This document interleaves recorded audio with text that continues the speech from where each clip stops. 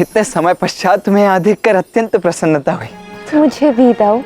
राधा, इतने शुभ समय पर आई हो, पर आने से पूर्व संदेश भिजवा देती तो हम तुम्हारे स्वागत के प्रबंध कर पाते। हाँ। राधा, श्री कृष्ण नहीं आए? कहाँ है वो? कृष्ण ने मुझे स्वयं ही यहाँ भेजा है, वो शीघ्र ही आते होंगे।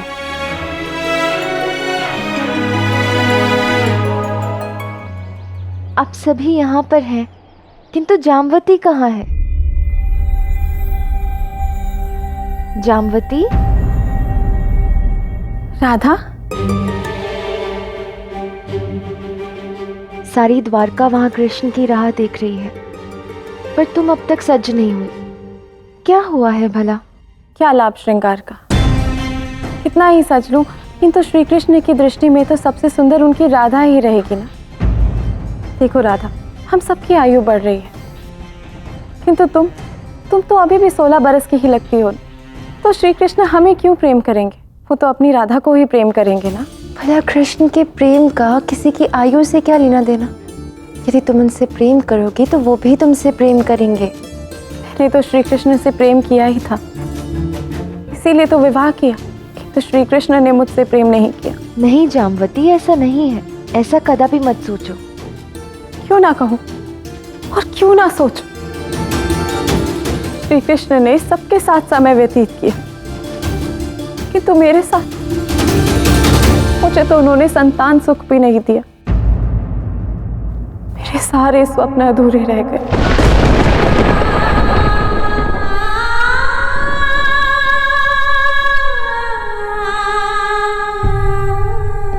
नहीं जामवती, कृष्ण अपने आप में ही पूर्ण है, तो भला उनके आसपास कोई कैसे अधूरा रह सकता है?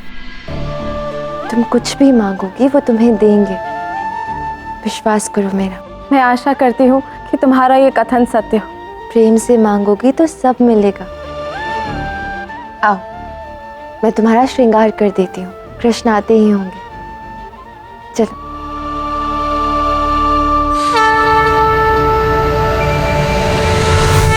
हर हर महादेव। प्रणाम बहना। मैं आप ही की प्रतीक्षा कर रहा था श्री कृष्ण, और साथ ही ये आशा भी कि ये पल ना आए,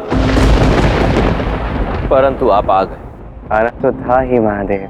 बुआ गांधारी जो आपकी भक्त है, उन्होंने आपकी शक्ति से जो श्राप दिया है उसे साकार भी तो आपकी ही शक्ति से होना है ना। क्या महादेव के भक्त ने कृष्ण को श्राप दिया? मेरे आराध्य है ना, मेरे साथ खिलवाड़ कर भी सकते हैं। स्वयं श्राप लिया, अन्यथा इस संसार में किसमें इतना सामर्थ्य है जो श्री कृष्ण को श्राप दे सके, और श्री कृष्ण उसका श्राप स्वीकार भी कर ले। वो श्राप जिससे स्वयं श्री कृष्ण का अंत होगा। कुरुवंश की भांति यदुवंश भी मन से अंधा हो जाएगा। उसके पश्चात यदुवंश का अंत हो जाएगा और श्री कृष्ण द्वारा निर्मित द्वारिका नगरी भी जलमग्न हो जाएगी। कौन है जो करेगा मेरे भाई का अंत, यदुकुल और द्वारका का संहार? काल आने पे सब कुछ महाकाल को ही तो करना पड़ता है ना बहन। नहीं, कदापि नहीं। महादेव मेरे भाई के पतन का कारण नहीं बनेंगे। मैं ऐसा कदापि नहीं होने दूंगी। आवेश में मत आओ बहन, महादेव के पास कोई विकल्प नहीं है। आज उनके भक्त ने उनकी शक्ति से श्राप दिया है। एक भगवान को अपने भक्त के वचन को साकार करना ही चाहिए। भ्राता, तुम तो मार्ग निकालने में बली हो। कोई मार्ग निकालो। कभी कभी मार्ग निकालना उचित नहीं है। जो मार्ग आगे दिख रहा उस पर ही चलना उचित होता है बहन। कैसे कब होगा द्वारका का अंत? कैसे होगा इस श्राप की परिणति का प्रारंभ? सब कुछ श्राप के अनुसार श्रृंखलाबद्ध रूप से होगा। आरंभ होगा सबके मन से अंधे होने से, उसके पश्चात सभी द्वारकावासी लोभ, क्रोध, ईर्ष्या और वासना से संलिप्त हो जाएंगे। फिर वो पहला व्यक्ति जो अपनी विवेक दृष्टि खो बैठेगा और उसके पीछे पीछे सभी द्वारकावासी उसका अंधा अनुसरण करेंगे। और ये पहला व्यक्ति कौन होगा देव? अब द्वारकावासी श्री कृष्ण के अतिरिक्त और किसके पद चिन्हों पर चलेंगे? वो पहला व्यक्ति जो अपनी विवेक दृष्टि खोएगा वो भी श्री कृष्ण जैसा ही होगा, इन्हीं की परछाई होगा।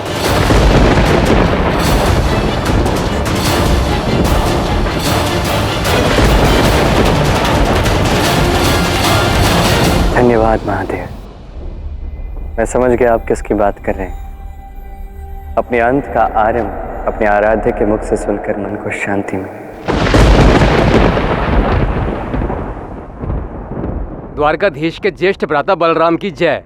विदर्भ प्रदेश में हो रहे विद्रोह का दमन कर शूरवीर प्रद्युम्न द्वारका सभा की ओर अग्रसर हैं।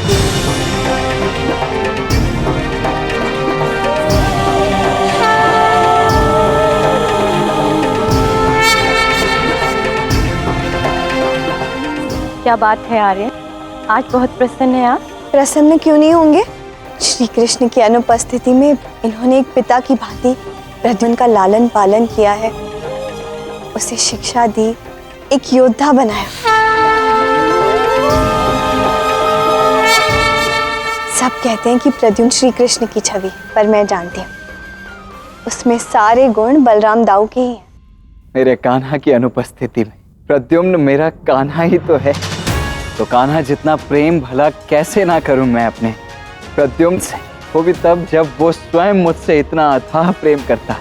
इतना अटूट विश्वास है उसे मुझ पर, इतना अटूट विश्वास कि आज उसका भविष्य निर्धारित करने के लिए मुझे स्वयं कान्हा के परामर्श की भी आवश्यकता नहीं। इसीलिए अपने प्रद्युम्न का विवाह भी मैं स्वयं सुनिश्चित करूंगा। इसलिए उसके विवाह के लिए कन्या उसके ये ज्येष्ठ पिताश्री ही निर्धारित करेंगे। लो, मेरा प्रद्युम्न आ गया।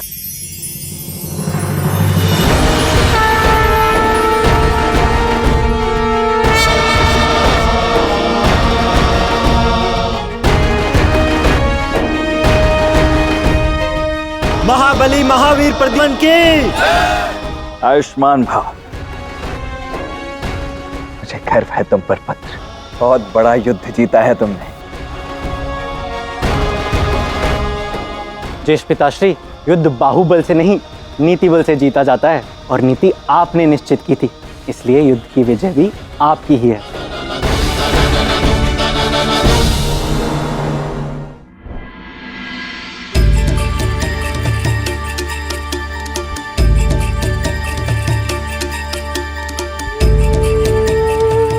संतोष मिला है मुझे, मैं तुम्हें बता नहीं सकती।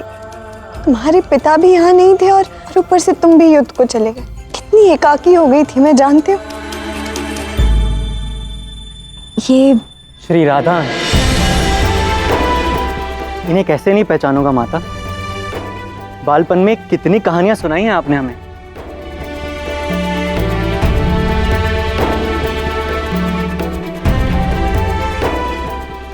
आपको देखकर आज धन्य हो गए। और तुम्हें देखकर ऐसा प्रतीत होता है मानो कृष्ण ही यहाँ हो। तुम में केवल उनका रूप नहीं, गुण और भाव भी बसते हैं। वो है कहाँ? कुरुक्षेत्र का युद्ध समाप्त हो चुका है, उनसे मिलने के लिए ही तो लौटा हूं मैं युद्ध से। आ ही रहे होंगे, किंतु पहले हम सबसे नहीं मिलेंगे, अपनी प्रजा से मिलेंगे। द्वारकाधीश जो है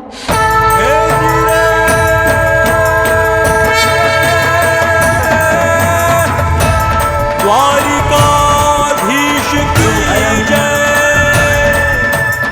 तुम्हें श्राप देती हूँ कृष्ण, जिस तरह तुमने मेरे पूरे कुल को आपस में लड़वा कर नष्ट कर दिया, ठीक उसी तरह सारा यदुवंश आपस में लड़कर समाप्त हो जाएगा।